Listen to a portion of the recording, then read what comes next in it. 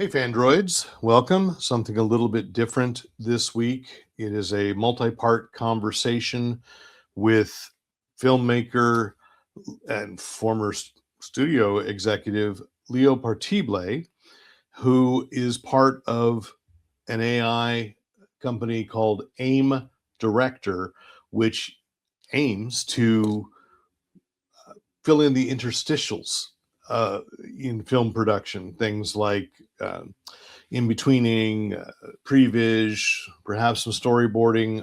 I'm really not sure of what all it's supposed to do and what the limitations are supposed to be. But when Leo and I were talking about it before WonderCon, which I knew, but he announced it on Saturday. He started by saying, "I hate AI," and I said, "Well, I hate AI too," because he saw my face, and especially when it comes to creativity. But he offered an interesting perspective. Now, in the first part of our conversation, I think he almost argues against his his point of why AI is useful, but it kind of takes a turn. So, please, I hope that this is an interesting. You get the same. That's a perspective I hadn't thought of, and I still don't know if I agree with Leo, but I do wish him well. It's an interesting product. And I realize, of course, every single thing that I use to produce Fanboy Planet, even though I don't purposely use AI, I get offered with every single thing, including this very recording. So, dive in, and part two will follow shortly. And yeah, I think it's food for thought.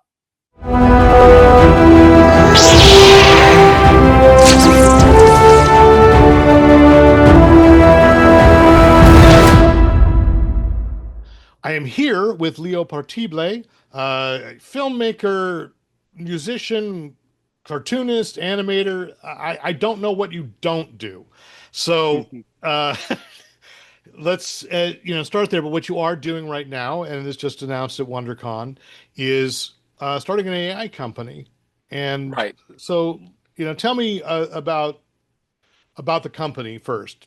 This AI company was actually started by a friend. Well, I was brought in by a friend named Travis Mendel, and he was partnered with another friend named Paco De La Torre and Torre De La Torre. And so this is an AI company that is focused on creating. Uh, it's actually an AI assistive tool created for creators by a creator, and so this is something that I think is really something that's really needed right now, especially since the landscape is changing so fast in terms of how we're consuming, how we're creating, and too many people, originally like the other day. Uh, and this is timely. Sora, they shut that down, and Mm-hmm. it was generative AI. And this one is not generative AI. It can generate, yes, it is more of an assistive tool rather than generating as a replacement. So it's AI as an assistant and not a replacement. And I think that an important distinction is there. I'm going to put on the hat of being the average person, definitely the average person outside of Hollywood, if you will, or outside of a creative community, probably is not making a distinction between generative AI, an LLM, and as you say, an Hmm. assistive AI. So what you're proposing, or it's more than a proposal, you've got this company, is it's filling in the gaps. But aren't you? I mean, got to be honest. Isn't that still replacing professionals of some kind, like in betweeners or previs artists, that kind of thing? Which I know you have done yourself. Yeah, that's the thing. There is replacements. Let's say, for example, in factories, I think in the 1950s, before the 1950s, I think Ford was the main car company, and it was actually It was more customized. I don't know what the word would be, but when the Japanese got it, they turned it into a factory. They made it more efficient. They made it so that it's faster, efficient, and they can put out product faster. Same thing with when we had special effects, for example, utilizing the computer, it made things a lot faster and cheaper. And I mean, you go down the road, and what it really is, it's all about the tool that you're using. So AI is just another tool, and it's not a replacement. And you can't replace. For me, look, I'm a comic book creator. I write and Hmm. draw comics. I'm a musician, multi-instrumentalist. I play guitar, keyboards, all that stuff. I'm an actor, I'm a Yeah. director. I do all those things. When AI was first announced, I looked at it and I was like, that's not art. Art is art requires most people don't understand what art is, and art is experience. Art is about subtraction. It is about the soul, and people say, well, I think maybe AI has a soul and whatnot, but soul comes from experience. So when we're creating as creators, when we're drawing, there's a distinct force in our drawing. When we're singing, there's a certain kind of quality. There are when we're acting, there's that beat, there's a rhythm, and that stops, like the Sashura, like you go back to Michael Jackson when he showed up on the, I think, the Motown 25th anniversary. I don't remember, but you watch it, and when he said, there's that pause when he says, these are the old songs are great, but I love the new songs. And then there's that pause right there. And it's very that's where artistry comes in, because it's the anticipation, uh it's how we interact with our audience. When I look at a Neil Adams artwork and Jack Kirby artwork, the line work is different. It's not Oh yeah. always the same. And when you see Neil Adams or Walt Simonson, or actually one of my favorites right now is Nick Dragata, and Oh yeah. you can say, I love the absolute Batman titles, and I'm thinking to myself that, you can say, oh, anime is anime, they all look the same, and it's like, no, you don't. It's not. There are things that he does in there that are just uniquely Nick, his style, and there are things that Neil Adams does that's uniquely his style. So somebody like Christopher Nolan, there's a style that Christopher Nolan has. There's a style that Steven Spielberg has. Steven Spielberg has these oneers, and there's Oh yeah. the push-ins and everything else. And some people might be a little bit different, where it's like early John Waters is just like, you just let the camera play, right? But that's Yeah, artistic. I'm going through those films for Yeah, the I first time, love and John like, Waters. John yeah. Waters. I mean, I'm a huge fan, and John Waters is one of my favorites. And uh, I look at all these different artists, and the French New Wave. Sometimes there's an artistry where it's not structurally the same. We have somebody like Jean-Luc Godard, and it's not necessarily a three-act structure or a hero's journey or any of the nine different versions. Sometimes he just infuses it where suddenly there's a visual essay, right? So artistry is about the personal, the way that a person interprets. So when I look at another three different directors I really love right now: Guillermo del Toro, Zack Snyder, and Baz Luhrmann. Baz Luhrmann Mhm. has quick cuts, and you can try to manufacture those quick cuts, but he has cuts for a reason, and he frames it for a reason. Zack Snyder Mhm. stops the image for a reason. So Yeah. that's the So difference, you've just articulated exactly how I feel. right? About maybe not all the same examples, but close enough. And the art is so important. So you've made the Hmm. argument that essentially the average person is going to hear that and say, well, that's why you shouldn't use AI, right? And but what you've described is what I know that AI experts have started calling the imagination deficit, which is that AI is limited by how much imagination somebody has. And a lot of the people that want to do the magic button, if you will, however you want to call this, do they care of what Zack Snyder does? Do they care? Or why can't they just put in a prompt that says, well, I'd like this shot to be like Zack Snyder? right, or Michael Bay, and Yeah. it looks, and there's a difference. So everything is a tool. When you look at things as a tool, uh, when I once owned a coffee shop. What One of the things, it was called, it was a franchise called It's a Grind, and one of the things we were told that made certain things distinct is the fact that we got the beans and there's a story behind it.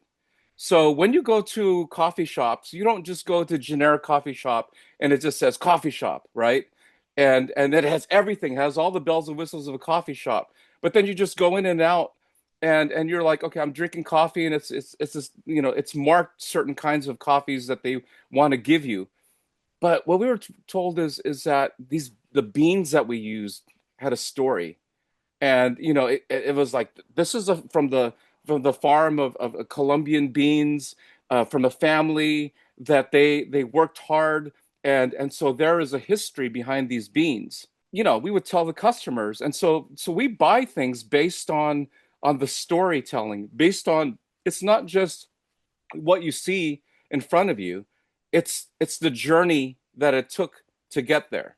So, and so that's a difference in terms of when we were looking at art. And so, when I look at something like this is the pen, is Yeah, just it's a a little out simple, of focus, so put it in the front. Yeah, in front of you. yeah. So Yeah. this pen Thanks, is, Zoom. right. So it's just a tool. It's not going to replace me, you know. And it's just like when manga studios, now called clip art studios, came out. Before that, people were using Photoshop, and where they're still using Photoshop, and people said, "Oh, that's digital art. That's not going to replace real art." But there is an art. There's a when people started using it, there's a delicacy to the strokes that you need to do. You couldn't just turn on contrast on Photoshop and go, "Hey, this is Hmm. it's inked, but it's not inked." And so that's what AI. What happens is that it throws everything in there. There's no journey. There's no artistry. There's no distinct touch of the master that's needed. That everything is on there. So people think I just did a prompt and they've generated it, and it's trial and error of generation, and then finally they come in and like, I'm a genius. I'm an artist. I'm like, no, you're not an artist. You stole from somebody.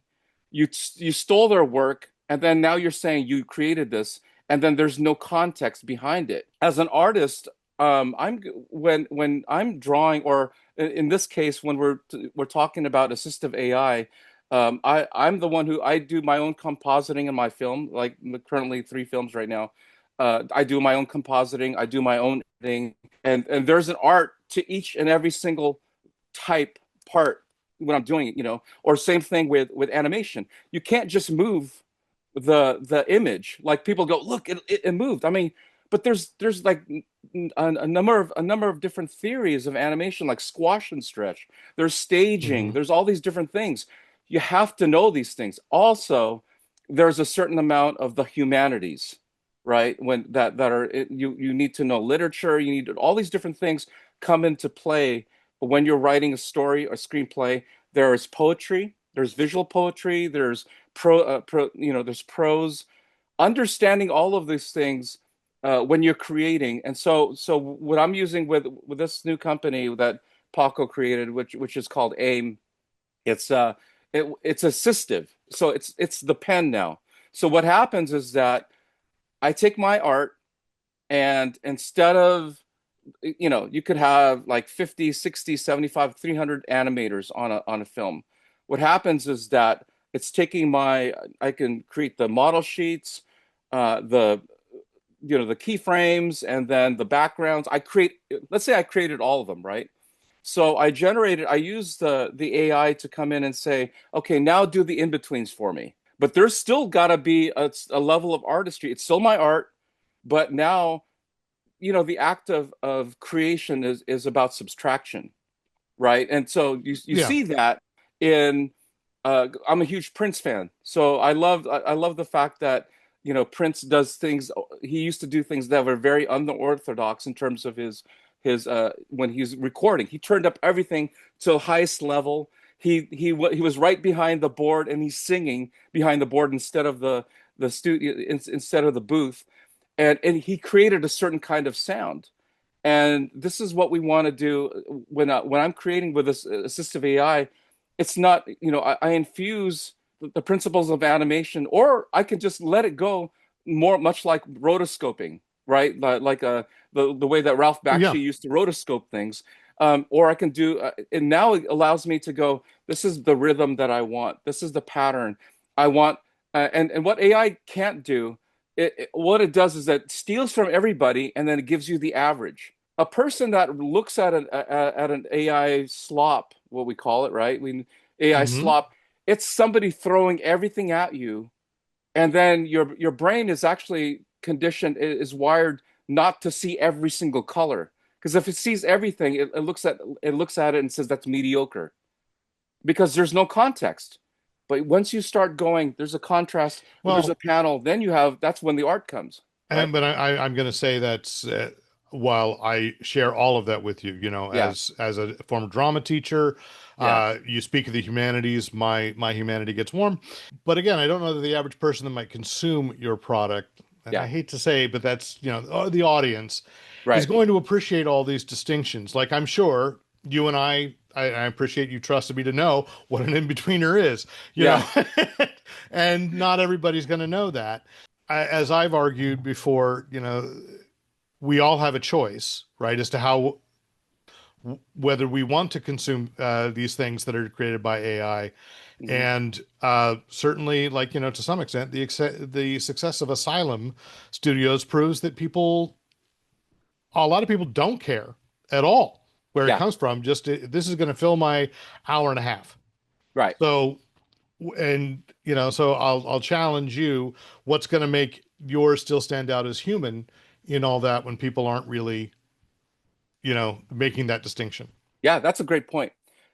So right now we have AI generated music. We have all kinds of, whatever. I mean, people have used it, they've been using computers in terms of recording and then samples and all these other things, right? And so, or even in sequencing back in the 1980s, when you look back at Donna Summer. The first real, I mean, Giorgio Moroni, when he's looking, listening to Love to Love You Baby. It's like that sequencing, and that came out, and then later on, the '80s happened, and you got that music that's coming in there. But here's what's but here's what's crazy though, as that all that is still happening, you have a concurrent run of music, especially like in the '80s and '90s, where you got rockabilly comes in, right? So like you got the Stray Cats and the Blasters and everybody else and Los Lobos, and then Prince is infusing, the Kraftwerk meets B-52s meets Elvis, right? Delirious. You Yeah. have those movies, Let's Go Crazy, with Jimi Hendrix, and the Lynn drum machine is playing behind Prince's material, but it's giving it a new sound. And so now I take the tool of AI and say, okay, so now it's additive. I'm using it as something that is assistive to get me to the level I can still play with my band, or I can still uh, do all the songs myself. But what AI does is now I'm using it to say, well, you know what? I don't. I want a certain kind of composition, and so I want it to mirror this composition. And AI will do that for you. And so that's something that instead of like Prince used to have to hire, even as great as a musician as he was with 27, Right, he right. could play. He still had people that would come in and do the string section and say, "What do you think about this?" He still had Maceo Parker come in and do this, and so there's a distinct.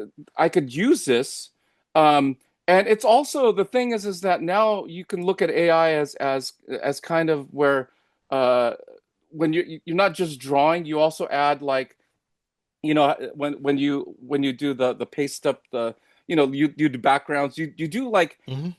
remember like the way that who's it, Jack Kirby and Jim Steranko and Neil Adams used to take photographs and put it in the background, or they Yeah. would they would do all these No, you're different right. things, right? and I and then Howard Chaykin, before Photoshop, was already doing in American Flag all these different things. Now it's not taking me, like Howard Chaykin, hours upon hours just to do pace ups, right?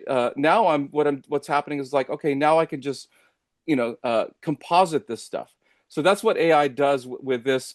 It also color corrects, no different from what, only difference is that it's making things faster. It's everything is real time. With this, with AIM, I can sit down and I can create I can do the compositing. I can do all the other things too. So there's an access, I should say. I mean, because I know I hear the counter argument. Yeah, You're putting a lot of people out of work. Uh, sure. you know, uh, but you brought up a point when we talked a week ago that it by using it, you get to bypass, I'll just call it bypass, but you said they've been eliminated, the gatekeepers. Right. And I mentioned it to somebody else, like I was talking about, hey, I'm gonna talk to my friend Leo, and he's got this an interesting perspective. Hmm. And they said, what do you mean by gatekeeper? Again, I go back to the ordinary, the person that's not it's steeped in all this stuff. Yeah. But I've heard that before because Colin Kaepernick, when he launched his AI Right. comic book company, said, no more gatekeeping. And I'm like, I don't know. I think people work hard enough, they break through anyway. But you gave me a different perspective on the gatekeeping. So, if you want to talk about that, is it an access that as a Filipino American creator, you might not get at a regular studio? Yes, yes. So what happens is, okay, so the studios are changing. So we have a model. Everything is, there's the mergers and acquisitions happening in the everywhere, right? So they've got to focus on Paramount Warner's it now is just focused on IP and recycling and everything else and trying to find, they're not really finding new things. Then you've got the mid tier like A24, which is great. Again, they're creating material. They're finding new voices, but at the same time, the studios aren't in development anymore. And in terms of this, they're not looking at the indie directors in the same way, and neither is A24. A24, they're like anybody else. Now they're chasing people. I mean, did Yeah. you have 3 million people on your YouTube channel and everything else? And it's like, okay, it's a popularity contest. Whereas, I mean, how did John Waters get out of there? How did Melvin Van People or any of these other people came in? There's the joy of creation, and that's very indie. And so what it does now is that it allows me to say, when somebody says, well, it's going to cost too much to do this. And it's like, no, it doesn't, because I can be creating with my friends. The new model in entertainment now is the auteur, or I should say the polymath or multi hyphenate who just does everything, right? Mhm. Um, and then the community. So what happens is that we've got the studios aren't going to be able to service now, because now places like McDonald's and Wendy's and everything else, they're starting production companies because they can't just you know what I mean? I They, know. that's everybody. And you know, so Joe Bob down the street, car wash, it's like I can't compete in terms of like the ads. Nobody cares about the ads. And it's all about the eyeballs. So now they're going, so Joe Bob down the street has, the car wash, and it's a lifestyle, right? And he has he has like a vertical series about people that, that hang out in Joe Bob's car wash, or any, I mean, that's the simplest thing, No, but you can create things. So with this, because we have to create more storytelling, now what it does is that it uplifts the local businesses and it turns them into destinations. Like, I gotta go buy burgers from Rosita's Burger, right? And yeah. or fusion, like, oh, this fusion place, it's gaining all these people coming in, but it's also this is a model that the South Koreans had done. The late 1990s, Korea was the economy went down, and so the heirs of Samsung and the government said, we have to create soft power. meaning, Yes. no, No. right? Yeah. This is something people Entertainment. don't know. Yeah, so Yeah. entertainment and all these things, because people, what happens is that we have entertainment. Then if there's entertainment, it's going to drive tourism. It's going to drive, if there's tourism, they're going to drive, go to the restaurants, and then people want to date, and people want to dress up. They're going to go into all these different things. So what happens is that now we have an economy where people are transitioning. So if you were a person that was an executive, which quite frankly, I was a film executive too, so I know that's crazy to talk about. What happens is in the studios, like there's all these middle level executives and low level executives that you didn't need, and part of the gatekeeping was, wow, this is a process where like people have to vet, and then it goes to another person, and you don't get to do things. Now it's almost instantaneous. Now I'm punk rock. Now I'm hip hop. I don't care about anybody coming in and saying my song sucks. I'm just gonna play in CBGBs, and if the crowd loves it, we get Yeah. to do it. And you're going to get a view. You're going to offer a viewpoint, Right? not to pigeonhole you either. I mean, No, no, because it's I true. think I think like let's acknowledge to some people they'll know this that your brother created Johnny Bravo on Right, Cartoon right, Network, right? right. Yeah, And you squeak through the gate from time to time a little right. bit, but I'm Yeah, hard pressed to. I know DreamWorks is dropping an animated film that is at least all Pinoy voices. but yeah. Uh, Forgotten Island. It just dropped today, and it yeah, looks great. I mean, yeah, I just talking to another person. I said, hey, oh my gosh, on the heels of K-pop Demon Hunters, now it goes Korean, Filipino. I don't know and I'm who else I'm is I'm coming. for I mean, it. we've I'm had Japanese. I mean, when you look at something like Demon Slayer, which made what $650 million worldwide, the and the you're anime film, right? yeah, Yeah, and so the time is and especially Gen Z prefers animation right now. The genre that they're looking at is yeah. animation, but at the same time, we're not going to be losing the physical. Like right now, streaming has driven people like myself, and I'm sure you look at all the. I mean, you've got physical copies, and I get I mean, you you see know, the but it's bookshelves. cool. But do you feel Yeah. like I love just like the fact that I have to search for certain movies. Oh, The Hunt. Yeah, it's like, what is this? Yeah, Yeah, so what would happen? So I saw the numbers for the physical copies. I mean, for example, vinyl. Last year, vinyl records sold $1 billion, and vinyl records has not reached $1 billion since 1983.